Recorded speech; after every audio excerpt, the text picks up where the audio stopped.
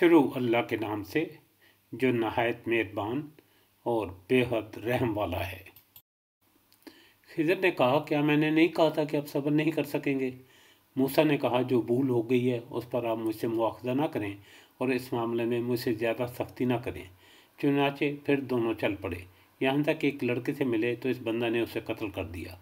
موسیٰ نے کہا، آپ نے ایک پاکیزہ نفس کو قصاص کے بغیر قتل کر دیا، یہ تو آپ نے سخت برا کام کیا۔ اس نے کہا، میں نے تم سے کہا نہ تھا کہ تم میرے ساتھ صبر نہیں کر سکتے؟ موسیٰ علیہ السلام نے کہا، اس کے بعد اگر میں آپ سے کچھ پوچھوں تو آپ مجھے ساتھ نہ رکھیے۔ لیجئے، اب تو میری طرف سے آپ کو عذر مل گیا۔ پھر دونوں چلے، ایک گاؤں والوں کے پاس آ کر ان سے کھانا طلب کیا تو انہوں نے ان کی مہمانداری سے صاف انکار کر دیا۔ دونوں نے وہاں ایک دیوار پائی جو گرا ہی چاہتی تھی، اس نے اسے ٹھیک اور درست کر دیا۔ موسیٰ علیہ السلام کہنے لگے، اگر آپ چاہتے تو اس پر اجرت لے لیتے۔ اس نے کہا، بس یہ جدائی ہے میرے اور تیرے درمیان، اب میں تجھے ان باتوں کی اصلیت بھی بتا دوں گا جس پر تجھ سے صبر نہ ہو سکا۔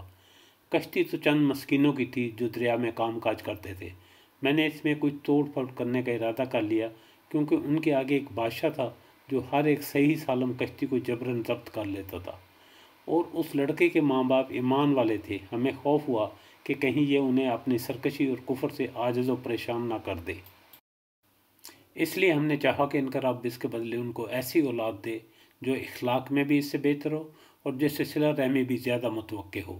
اور اس دیوار کا معاملہ یہ ہے کہ یہ جو دو یتیم لڑکوں کی ہے جو اس شہر میں رہتے ہیں، اس دیوار کے نیچے ان بچوں کے لیے خزانہ مدفون ہے، اور ان کا باپ ایک نیک آدمی تھا، اس لیے تمہارے رب نے چاہا کہ یہ دونوں بچے بالغ ہوں اور اپنا خزانہ نکال لیں۔